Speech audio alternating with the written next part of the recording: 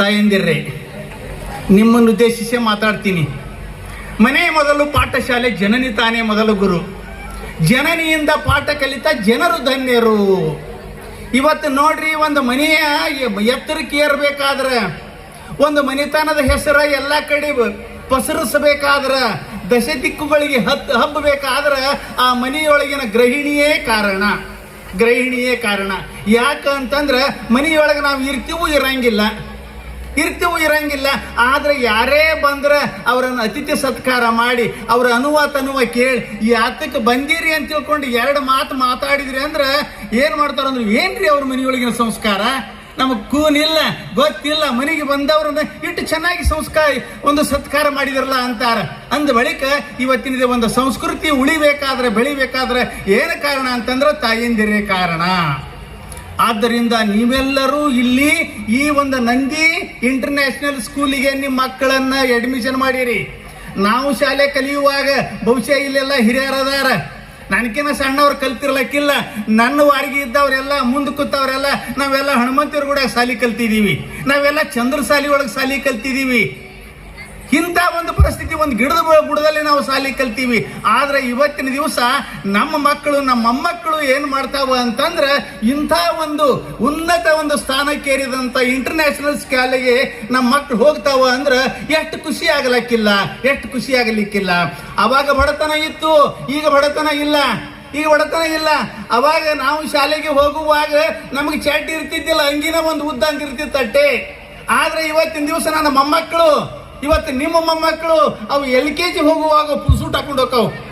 ಬಹಳ ಸಂತೋಷ ಆಗ್ತದ, ಬಹಳ ಖುಷಿ ಆಗ್ತದ.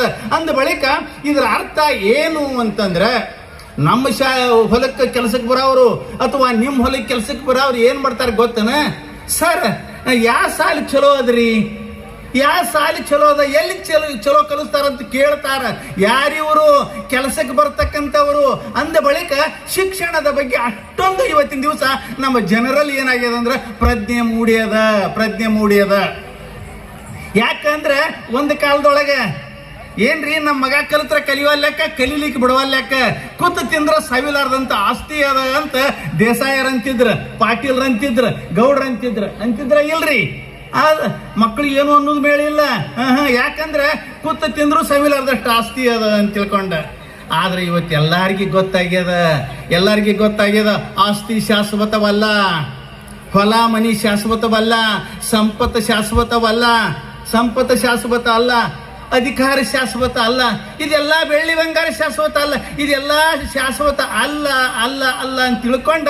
ಹಾಗಾದ್ರೆ ಏನು ಶಾಶ್ವತ ಅನ್ನೋದು ಸಾಮಾನ್ಯ ಕೆಲಸಕ್ಕೆ ಹೋಗ್ತಕ್ಕಂಥ ಮಹಿಳೆಗೂ ಸಹ ಗೊತ್ತಾಗ್ಯದ. ನನ್ನ ಮಗಳನ್ನ ಚಲೋ ಶಾಲಿ ಕಳಿಸ್ಬೇಕು ಅಂತ ತಿಳ್ಕೊಂಡು ಬಹಳ ಜನರು ಇವತ್ತಿನ ದಿವಸ ನಮ್ಮ ಬಿಜಾಪುರ ಜಿಲ್ಲೆಯವರೇ ಸುಮ್ಮನೆ ನಾವು ಸಹಜ ಮಾತಾಡ್ತಿರ್ತೀವಿ, ಕೇಳ್ತಾರ ಅವ್ರು, ಏನ್ರಿ ನಿಮ್ಮ ಮಗ ಎಲ್ಲಿ ಹೋಗ್ತಾನ ಅಂತ. ಅವಾಗ ನಾವು ಅವ್ರನ್ನ ಹೇಳ್ತೀವಿ, ಇಲ್ರಿ ನಮ್ಮ ಮಗ ಇಲ್ಲೇ ಗಲಗಾಲಿ ಇಂಟರ್ನ್ಯಾಷನಲ್ ಸ್ಕೂಲಿಗೆ ಹೋಗ್ತಾನ. ಇಲ್ಲೇ ಹೋಗ್ತಾನ್ರಿ. ಮತ್ತೆ ನಿಮ್ಮ ಮಗ ಎಲ್ಲಿ ಹೋಗ್ತಾನ್ರಿ? ನಮ್ಮ ಮಗ ಉಡುಪಿಗೆ ಹೋಗ್ತಾನ್ರಿ, ನಮ್ಮ ಮಗ ಅಳಿಕೆಗೆ ಹೋಗ್ತಾನ, ನಮ್ಮ ಮಗ ಹಟ್ಟಿ ಅಂಗಡಿಗೆ ಹೋಗ್ತಾನ. ಅಂದ್ರೆ ನಮ್ಮ ಮಕ್ಕಳು ಬಹಳ ದೂರ ಇದ್ರನ ಬಹಳ ಶಾಣ್ಯರಾಕಾರ ಅಂತ ತಿಳ್ಕೊಂಡು ತಪ್ಪು ಕಲ್ಪನೆ. ಇಂಥ ಶಾಲೆ ನಮ್ಮ ಪಕ್ಕದಾಗ ಇದ್ದಾಗ ನಮಗದ್ರ ಬಗ್ಗೆ ಪ್ರಜ್ಞೆ ಇಲ್ಲಲ್ಲ ಅಂತ ತಿಳ್ಕೊಂಡು ನಾವು ವಿಚಾರ ಮಾಡಬೇಕು. ಬಹಳ ಜನ ಹಿತ್ತಲದಾಗ ಮಲ್ಲಿ ಕಂಟ್ರಿ ಇರ್ತೈತಿ, ಅದ್ರ ಬಗ್ಗೆ ಲಕ್ಷ್ಯ ಕೊಟ್ಟಿರಂಗಿಲ್ಲ. ಆದ್ದರಿಂದ ಇಂಥ ಒಂದು ಈ ರೀತಿ ಬೆಳವಣಿಗೆ ಹೊಂದಂತ ಸಂಸ್ಥೆಯಲ್ಲಿ ನಮ್ಮ ಮಕ್ಕಳನ್ನ ನೀವೆಲ್ಲ ಓದಿಸ್ತೀವಲ್ಲ, ನಾವು ಭಾಗ್ಯಶಾಲಿಗಳು ಅಂತ ತಿಳ್ಕೊಂಡು ಹೇಳ್ತಾ ಯಾಕೆ ಈ ಸಂಪತ್ತಿನ ಬಗ್ಗೆ ನಾನು ಹೇಳಿದೆ ಅಂತಂದ್ರೆ, ವಿದ್ಯೆ ನಶಿಸದ ಆಸ್ತಿ, ಕದ್ದುಕೊಳ್ಳರು ಪರರು, ಶುದ್ಧ ಮನದಿಂದ ನೀಗಳಿಸು ಚಿರ ಆಸ್ತಿ, ವಿದ್ಯೆ ನೋಡು ಪ್ರಭುಲಿಂಗ ಅಂತ ತಿಳ್ಕೊಂಡ. ಎಲ್ಲ ಸಂಪತ್ತು ಹೊಕ್ಕದ ನೋಡ್ರಿ. ಬಹಳ ಜನ ಇವತ್ತು ಸಾವಿರ ಎಕರೆ ಜಮೀನಿದ್ದವರೆಲ್ಲ ಇವತ್ತು 100ಕ್ಕೆ ಬಂದಾರ, 50ಕ್ಕೆ ಬಂದಾರ, 10ಕ್ಕೆ ಬಂದಾರ.